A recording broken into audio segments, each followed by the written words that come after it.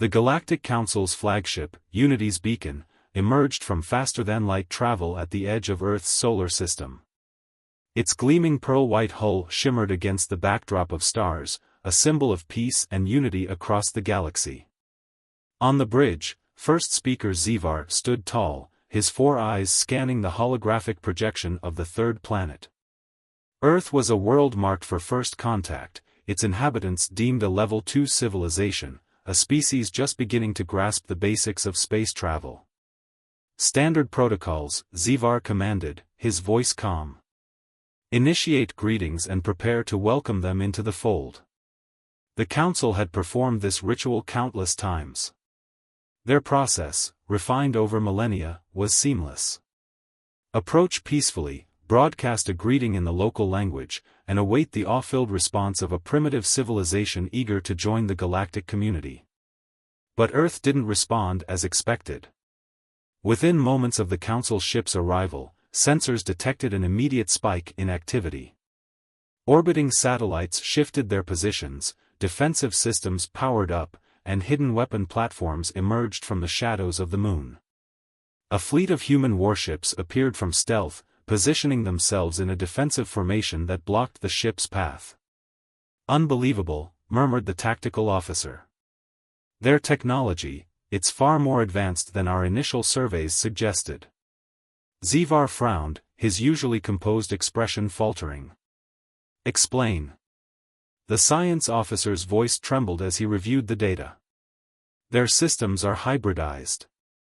Some of it is their own, but parts of it don't match anything in our database.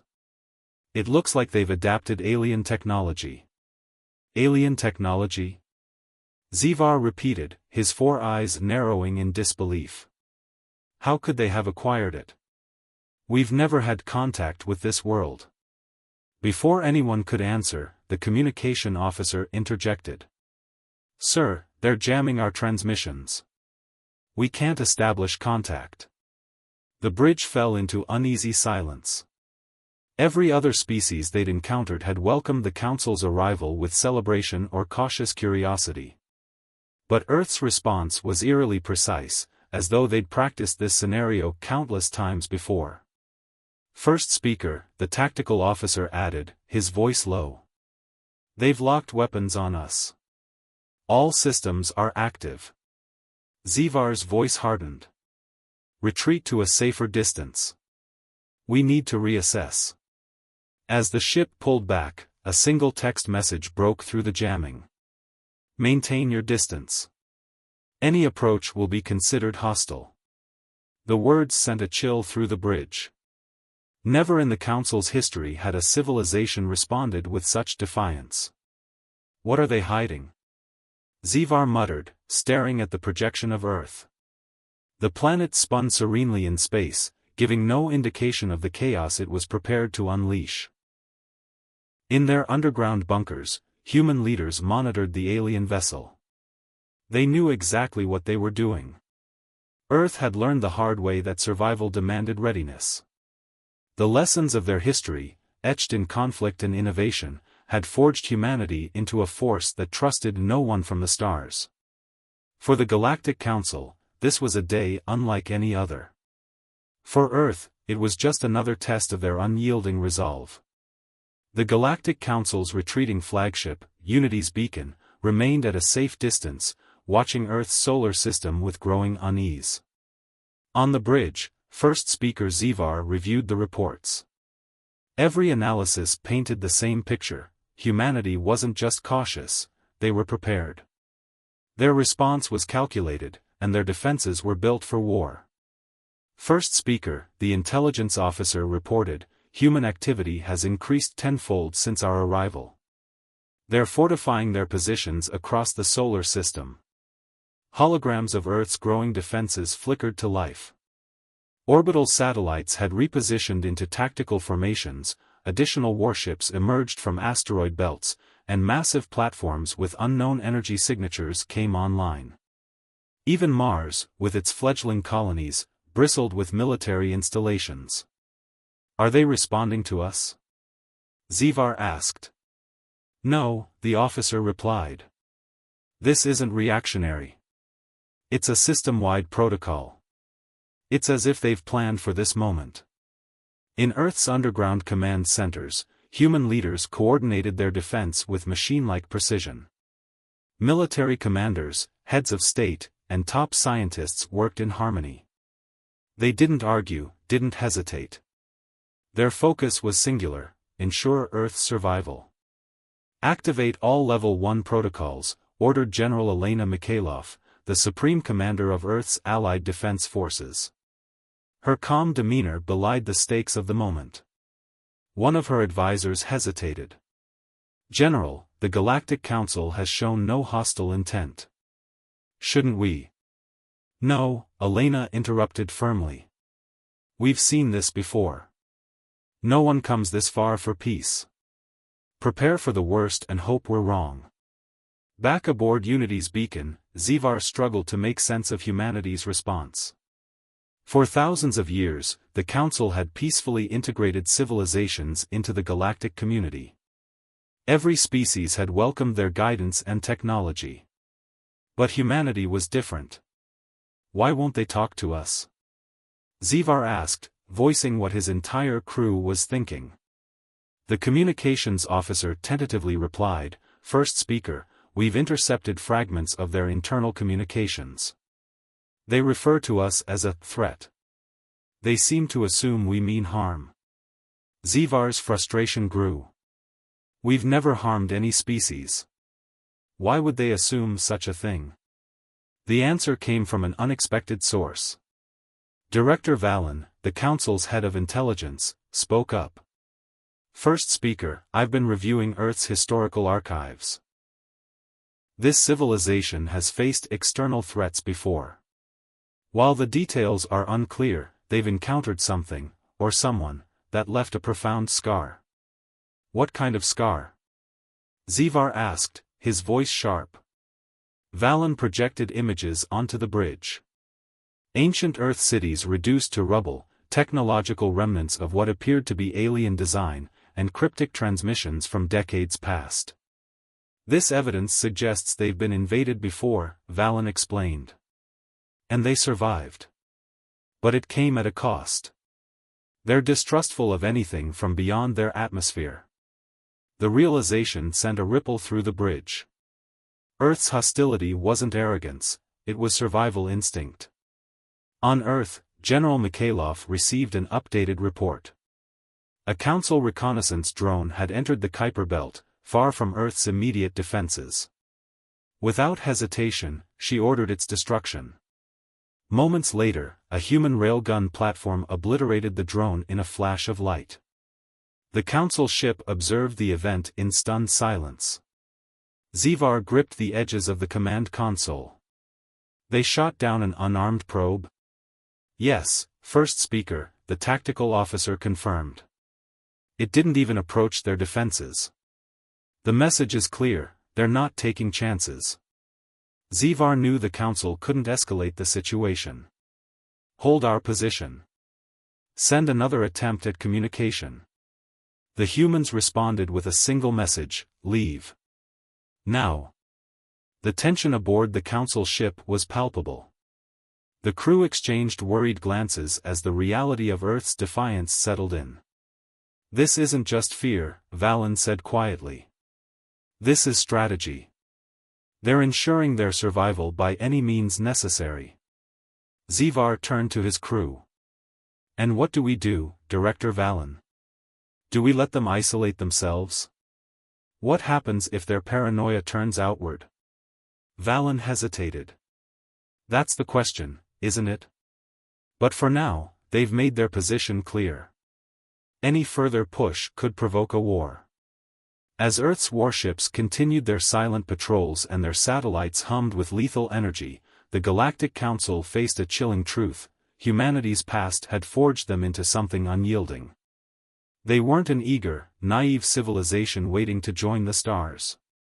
They were a species ready to defend themselves, no matter the cost. 3 weeks after Earth's defiant rejection of the Galactic Council's overtures, Unity's beacon remained stationed at the solar system's edge, monitoring every development. The humans, true to their warnings, had intensified their defensive efforts. Entire asteroid clusters were converted into fortified outposts, and ships patrolled with clockwork precision. But it wasn't their actions alone that intrigued the Council, it was the hidden scars of their past. Director Valen delved deeper into humanity's historical archives, piecing together a fragmented narrative of conflict and resilience.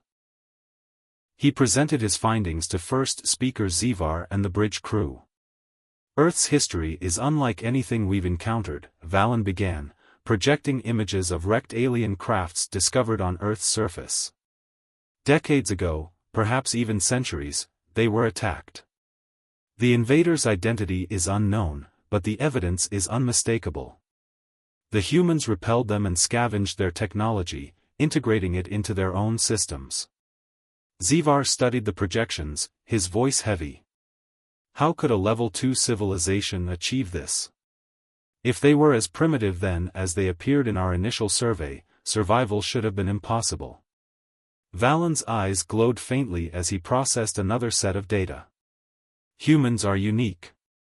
They possess an unparalleled capacity for adaptation.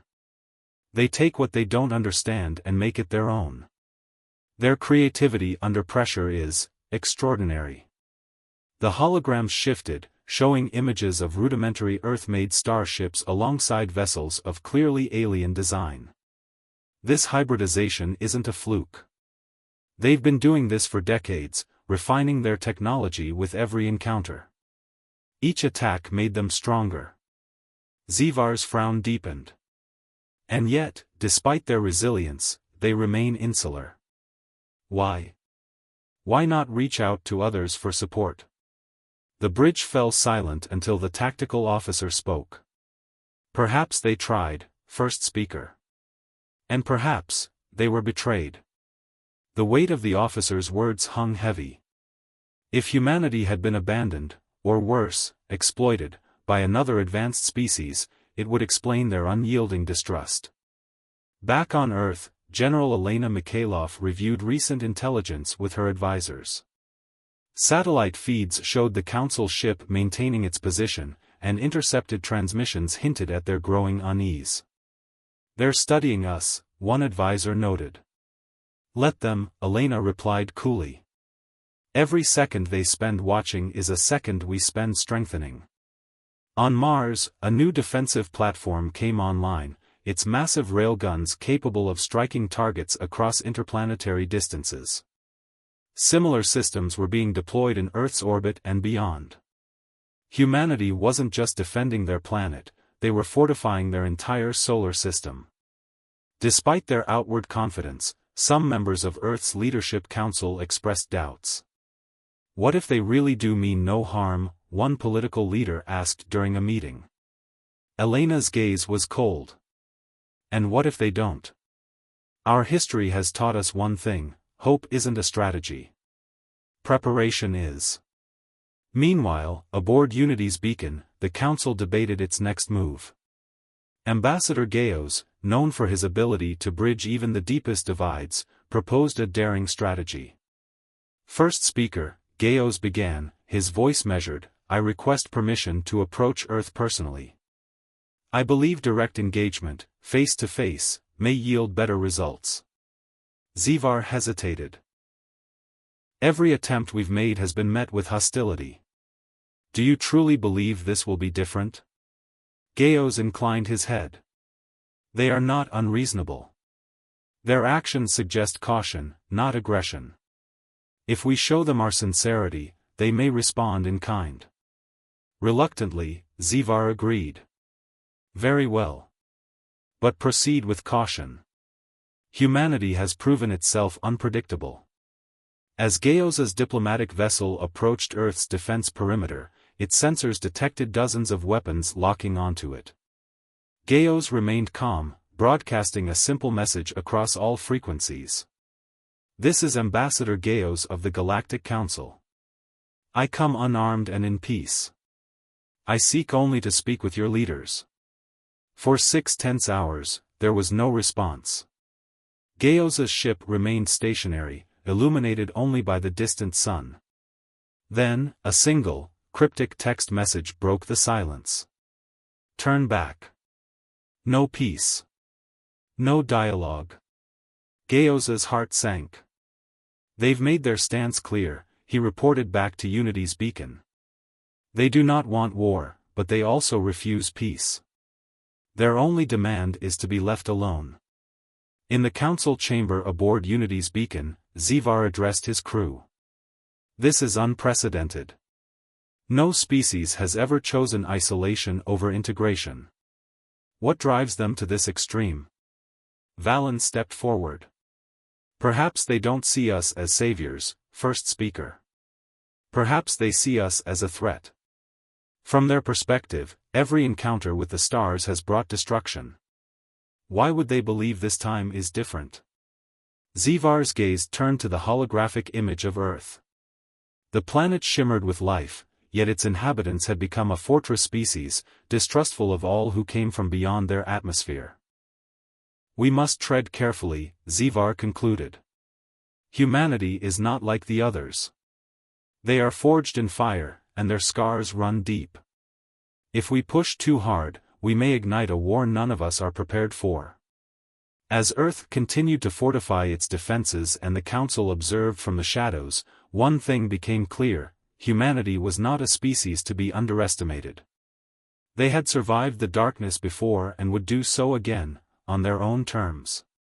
The Galactic Council's hesitation only seemed to embolden Earth's preparations. From the depths of Earth's oceans to the far reaches of the asteroid belt, humanity's fortifications grew in scope and sophistication. The solar system had become a fortress, and every move was calculated to deter even the slightest encroachment. Aboard Unity's beacon, first speaker Zivar stood in the observation chamber, gazing out at the stars. The holographic projection of the solar system displayed Earth's steady militarization. Despite the Council's peaceful attempts, humanity had made their stance unmistakably clear. First speaker, Director Valen reported, his tone grim. The humans have deployed a new defense network along their asteroid belt. Its energy signatures suggest it's capable of neutralizing our most advanced stealth technologies. Zivar frowned. They are preparing for something far beyond us. Are we certain they've never encountered other galactic civilizations? Valen nodded. There's no official record of prior contact. But their actions suggest experience, hard-earned experience. On Earth, General Elena Mikhailov reviewed the latest developments with her military advisors. Holographic projections of the solar system revealed layers of overlapping defenses. Mars, Luna, and even the asteroid belt had become critical nodes in humanity's vast network of deterrence.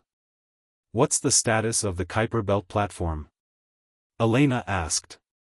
Fully operational, replied Commander Singh. Its long-range railguns and missile systems can intercept targets well before they approach Earth's inner defenses. Elena nodded. Good. Let the message be clear: no one crosses into our territory unchallenged. Among the civilian population, whispers of the Galactic Council's presence stirred unease. Public broadcasts assured citizens that Earth's leaders had the situation under control, but the scars of humanity's past conflicts loomed large.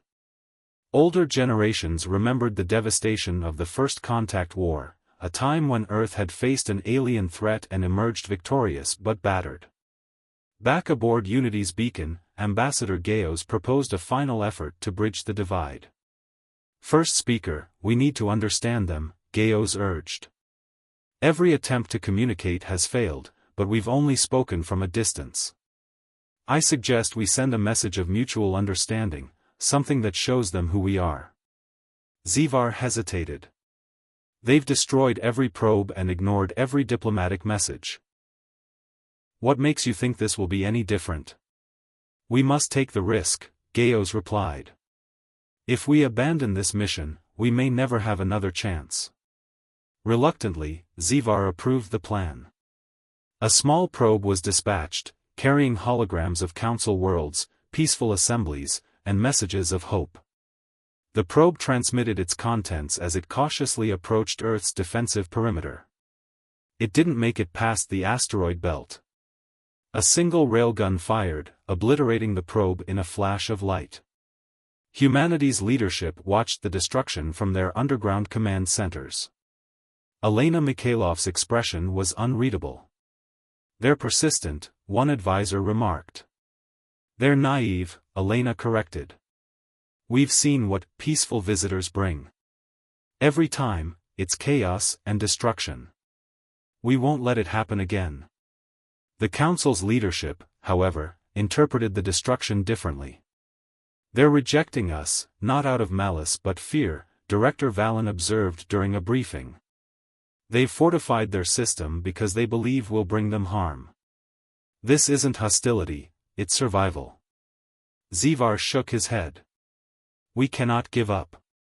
Humanity's resilience is extraordinary, but their isolationism could be dangerous.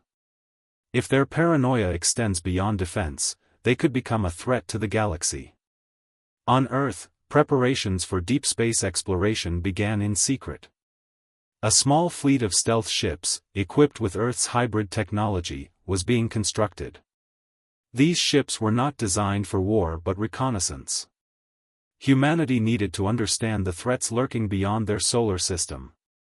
Commander Singh oversaw the project, known as Operation Vigilant Horizon. "We can't afford to sit idle," he explained to the Council of Nations. "The Galactic Council may be peaceful, but we don't know what else is out there. We must be prepared for every possibility." The ships were built with unmatched precision, their designs blending human ingenuity with salvaged alien technology. They were fast, stealthy, and capable of surviving in the most hostile environments.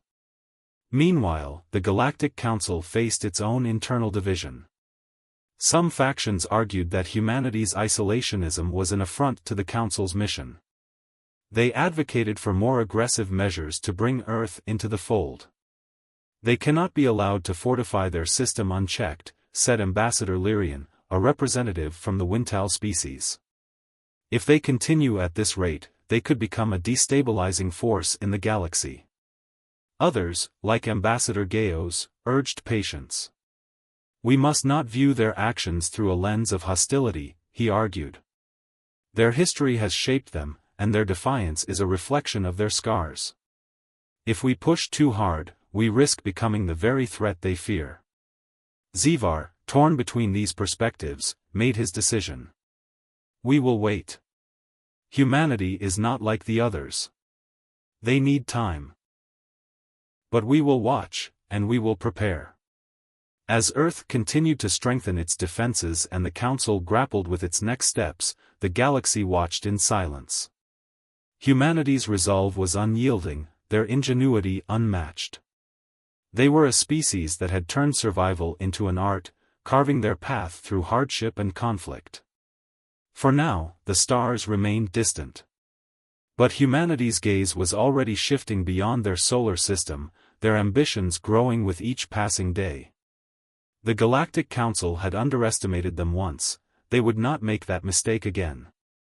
The tension between Earth and the Galactic Council showed no signs of easing. While the Council remained stationed at the solar system's edge, observing and deliberating, Earth was already preparing for its next step.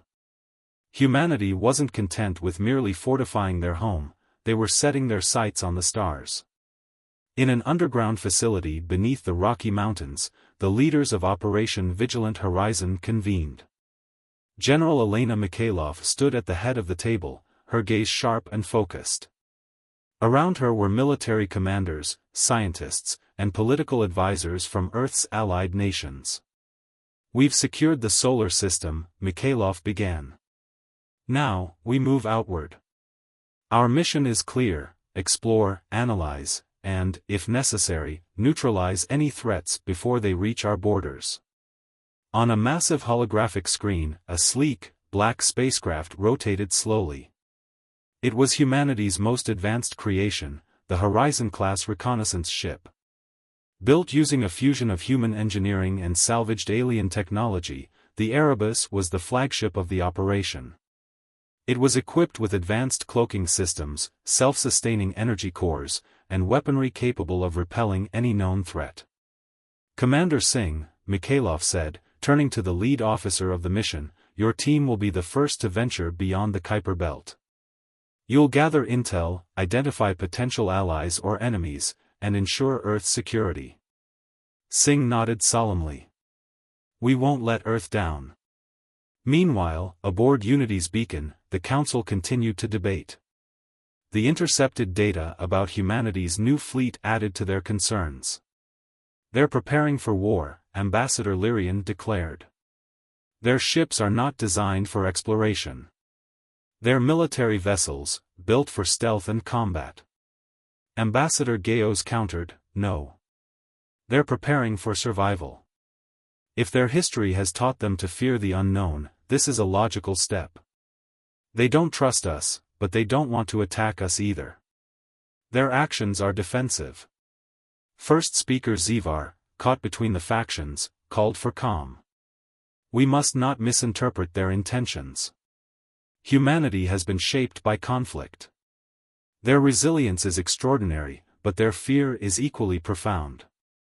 Let's not escalate this further. The Council voted to maintain their observation post, avoiding direct confrontation. But beneath the surface, whispers of mistrust grew. Humanity's growing capabilities made some Council members uneasy. The Erebus launched from its secret base in the asteroid belt, its crew a hand-picked team of Earth's finest. Commander Singh stood on the bridge, watching the stars stretch into infinity. Activate stealth systems, he ordered. The ship shimmered, its outline vanishing against the void. Their first mission was to investigate a derelict spacecraft located just beyond the Kuiper Belt. Long-range sensors had identified it as non-human in origin, likely a relic from one of Earth's past encounters with alien life. The Erebus approached cautiously, its crew tense but focused. As they drew near, the derelict came into view. It was massive, its hull scarred and pitted from battles long past. Strange symbols ran along its surface, glowing faintly in the darkness. Scan the vessel, Singh commanded. The science officer, Lieutenant Alvarez, reported, it's ancient. At least several thousand years old. Its power systems are dormant, but its structure is remarkably intact. Any signs of life? Singh asked. None, Alvarez replied. But there's something else. The symbols, they match fragments we've found on Earth. The crew exchanged uneasy glances. This ship wasn't just a relic of an alien civilization, it was connected to humanity's past conflicts. On Earth, General Mikhailov received real-time updates from the Erebus. The discovery of the derelict ship confirmed what many had suspected: Earth's history with alien life was far deeper than they understood. This is what we feared, Mikhailov told her advisors. Our past enemies didn't come alone. There are more out there. We need to know what they are, where they are, and how to stop them. The discovery also sent ripples through the Galactic Council. Director Valen analyzed the intercepted data and presented his findings to Zivar. The ship they found predates the Council, Valen explained. Its design suggests it belonged to an advanced and aggressive species. If the humans encountered them and survived, it explains their paranoia. Zivar's unease grew. And if this species still exists? Valen's voice was grave. Then humanity may be the least of our concerns. Aboard the Erebus, the crew prepared to board the derelict ship. They donned advanced suits equipped with reinforced armor and built-in life support systems. Stay alert, Singh warned. We don't know what we'll find in there. The boarding team entered through a gaping hole in the ship's hull, their lights cutting through the darkness. The interior was a maze of twisted metal and eerie silence. Strange, alien machinery lined the walls, and the air was thick with the weight of history. As they ventured deeper, Lieutenant Alvarez paused, scanning a console. Commander, this ship was a warship. The damage suggests it was in a massive battle before it ended up here. And the enemy? Singh asked. Before Alvarez could respond, a sudden hum filled the air. Lights flickered on, and the alien console came to life. "Commander!" Alvarez exclaimed. "The ship's systems are reactivating." The team froze as the derelict ship groaned, its ancient mechanisms stirring. The once-dead vessel was waking, and with it came the chilling possibility that humanity's past enemies were far closer than anyone had realized. The Erebus crew braced themselves for what lay ahead, their mission shifting from exploration to survival. Humanity's resolve would be tested once again, but this time, the stakes were higher than ever. The stars held secrets, and Earth wasn't ready to face them, yet. The derelict alien ship stirred, its dormant systems roaring to life. The Erebus crew scrambled to respond, their calm composure breaking under the weight of the unknown. Alarms echoed through the massive, ancient corridors as machinery long abandoned whirred and hissed. "Commander Singh, the ship's power core is stabilizing," Lieutenant Alvarez reported, her voice trembling. "It's running on an energy source we've never encountered." Commander Singh stood at the helm of his boarding team, his suit's visor glowing faintly in the dim light of the alien ship. "Everyone, stay sharp. Defensive positions. We don't know what's coming next." Back aboard the Erebus, the crew monitored the boarding team's vital signs and the alien ship's erratic power readings. Chief Engineer Davis analyzed the growing data stream. "The energy signatures from this ship are unlike anything in our database. If we can harness even a fraction of this tech."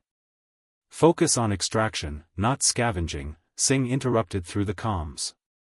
"We're not here to dismantle. We're here to survive." The Galactic Council's observation station detected the activation of the derelict ship's systems almost immediately. On board Unity's beacon, First Speaker Zivar and Director Valen studied the energy spike with grim expressions. "This isn't human technology," Valen remarked, his glowing eyes processing streams of data. "This ship is ancient, far older than Earth's recorded history. The humans may have stumbled onto something far beyond their understanding." Zivar paced the bridge. "If this ship reactivates fully, it could be catastrophic, for them and for us. We need to intervene before they make a mistake." "But would they listen?" Valen asked. "They've made it clear they want no contact with us. Any attempt at interference might escalate the situation." Zivar's hesitation was palpable. "Keep monitoring them. If this ship becomes a threat, we may have no choice." Back on the alien ship, the boarding team ventured deeper into the labyrinthine interior. Strange markings covered the walls, symbols that seemed to shift and pulse with an unnatural rhythm. Alvarez paused to scan them. "These markings, they're alive," she muttered. "They're reacting to our presence." "Alive?" Singh repeated, his tone skeptical. "What does that mean?" Alvarez's handheld scanner beeped wildly. "I don't know. But they're emitting low-frequency signals. It's almost like a warning." Suddenly, the ship shuddered violently, throwing the team off balance. Lights flickered, and an ominous hum grew louder. Singh steadied himself and barked orders. "We're pulling out. This mission's over, move." The team began their retreat, but as they turned, the corridors behind them twisted and reshaped. The once clear path to the breach was now a maze of shifting metal. "Commander, the ship is reconfiguring itself," Alvarez shouted.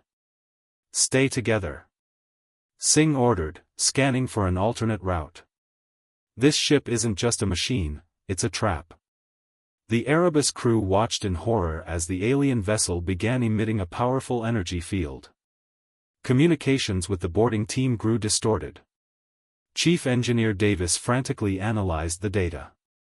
"That field, it's creating some kind of dimensional distortion. If they don't get out soon, we'll lose them." "We're not abandoning them," Captain Torres replied, her voice firm.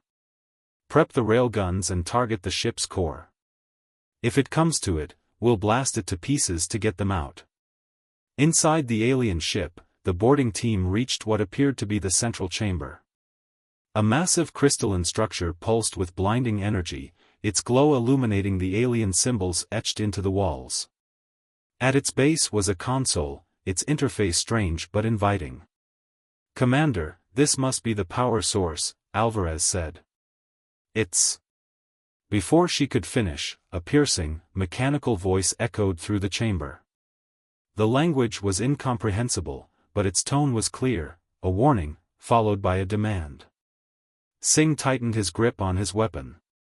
"We don't have time to decipher that. Alvarez, can you shut it down?" She hesitated, her fingers hovering over the alien console. "I can try, but if I make a mistake..." Another violent shudder cut her off as the walls of the chamber began to shift, forming jagged, menacing shapes. Singh made the call. "Do it now." "That's an order." Alvarez worked quickly, her hands flying over the console's alien controls. The crystalline structure pulsed erratically, its light growing dimmer. But before it could fully deactivate, a blinding flash filled the chamber. The team was thrown back, their suits' protective shields straining to compensate. "Report." Singh called out, coughing through the static-filled comms. I'm okay," Alvarez managed, her voice shaky. "But the power core, it's still active. I couldn't shut it down completely." "We're leaving," Singh said firmly. "Alvarez, grab whatever data you can. We'll analyze it later." As the team fought their way back to the breach, the Erebus locked onto their signals. Captain Torres prepared for extraction. "We've got a lock on their location. As soon as they're clear, we're pulling them out." But before the team could reach the exit, the alien ship's energy field surged. Outside, the Erebus detected the anomaly. Davis shouted, "The ship, it's creating a rift. If that field stabilizes, we could be looking at a dimensional breach." "Fire the railguns," Torres ordered. "Target the field generator." The Erebus unleashed a devastating volley, its railguns tearing into the alien vessel. Inside, Singh's team felt the impact as the corridors collapsed around them. The path to the breach cleared, and they sprinted to safety. As the team boarded the Erebus, the alien ship's energy field destabilized. The crystalline core pulsed one last time before imploding, collapsing the vessel into itself. A massive shockwave rippled through the void, but the Erebus escaped just in time. In the aftermath, Commander Singh debriefed the team. "We survived, but we need answers. Whatever that ship was, it wasn't just a relic, it was alive, and it had a purpose." The Erebus returned to Earth with the data Alvarez recovered. Humanity's leaders faced a chilling truth: the alien vessel wasn't an isolated discovery. It was a fragment of something far greater, a warning of a threat that might still be out there. As Earth's scientists worked to decipher the data, the Galactic Council watched from the edge of the solar system, their unease growing. Humanity had awakened something ancient, and the consequences were just beginning to unfold. The Erebus returned to Earth with its battered crew and fragments of alien data that raised more questions than answers. In secure underground labs, Earth's top scientists analyzed the recovered information. What they uncovered chilled them to their cores. The derelict ship systems were more than just advanced, they were part of a network, an interconnected system that spanned across the galaxy. Dr. Elena Ramirez, lead scientist of the research team, stood before the Allied Defense Council to deliver her findings. Holograms of the alien ship symbols hovered around her. "This wasn't just a ship," Ramirez explained, her voice steady but grim. "It was a beacon, part of a larger system designed for communication, or perhaps surveillance. When it reactivated, it sent out a signal. We don't know who, or what, received it." General Mikhailov leaned forward, her expression unreadable. "Are you saying we've alerted something to our presence?" Ramirez nodded. "Yes. And if the readings are accurate, the signal traveled far, well beyond the range of our current capabilities. Far from Earth, aboard Unity's beacon, the Galactic Council also detected the signal. Director Valen confirmed their worst fears during a briefing with first speaker Zivar. The energy wave from the human encounter with the derelict has rippled across multiple sectors, Valen reported. Our deep space probes have detected anomalies in neighboring systems, fluctuations that suggest activity where there was none before. Zivar's face tightened. What kind of activity? Ships, first speaker. Large vessels, activating from dormant positions. They matched the design of the derelict ship the humans encountered. Whatever the humans triggered, it's awake now. Zivar's heart sank. And they'll come here? Valen nodded. It's likely. The humans have stirred something ancient and powerful. If we don't act, Earth, and perhaps the Council itself, will face consequences we're not prepared for. Back on Earth, humanity wasted no time. The construction of new defenses accelerated, and Operation Vigilant Horizon expanded its scope. General Mikhailov addressed the Global Leadership Council via a secure broadcast. We've always known we weren't alone, she began. But now we face a threat unlike any other. Our preparations have kept us safe, but this new challenge requires unity and ingenuity. We're not just defending Earth, we're defending humanity's future. Her words galvanized the population. Across Earth's nations and colonies, resources poured into advanced military projects. Orbital shipyards worked around the clock to construct a new fleet. Each ship was equipped with cutting-edge hybrid technology, blending human innovation with the alien designs salvaged from past encounters. Among these vessels was the Horizon-class dreadnought, the Aegis, a colossal warship designed to be Earth's ultimate shield. Equipped with planetary-scale weaponry and near-impenetrable defenses, it was a symbol of humanity's resolve. Meanwhile, the signal's recipients began to stir. Across the galaxy, ancient warships long buried in the void came to life. Their hulking forms moved with eerie precision, heading toward the source of the disturbance. These ships belonged to an empire long thought extinct, one that had once attempted to conquer the stars. The Galactic Council observed the growing threat with dread. Their intelligence confirmed the approaching fleet was unlike anything they had faced in millennia. This is no ordinary invasion, Director Valen warned during a council meeting. This is a return of an ancient power, and their first target will be Earth. Zivar knew the Council had a choice to make. They could intervene and risk open conflict with humanity, or they could allow Earth to face the threat alone. First speaker, Ambassador Gao said, "We must stand with them. If Earth falls, the rest of the galaxy will follow." Zivar nodded slowly. "Prepare the fleet. Humanity may not trust us, but we cannot abandon them. The enemy we face is far greater than any one species." As the alien fleet drew closer, Earth and the Council independently prepared for the inevitable. Commander Singh and the crew of the Erebus were assigned to lead a reconnaissance mission into deep space. Their task: gather intelligence on the approaching fleet and identify any weaknesses. Singh, General Mikhailov said during a private briefing, "You've proven your team's resilience. Now, you'll need every ounce of it. Find out what we're up against. And if you don't come back, make sure the data does." Singh saluted. "We won't let Earth down, General." The Erebus launched once more, disappearing into the void as humanity's first line of defense. When the alien fleet finally appeared on the edge of the solar system, its sheer size and power stunned even the most seasoned strategists. Thousands of ships, bristling with weapons and cloaked in darkness, advanced with relentless precision. Earth's defenses activated in unison. Orbital platforms powered up, fleets took formation, and the Aegis led the charge. Humanity stood ready, their resolve unshaken. At the same time, the Galactic Council's fleet arrived, positioning themselves alongside Earth's forces. Zivar addressed humanity directly for the first time, broadcasting a message of unity. To the people of Earth, he began, we come not as intruders, but as allies. The threat we face is one that neither of us can overcome alone.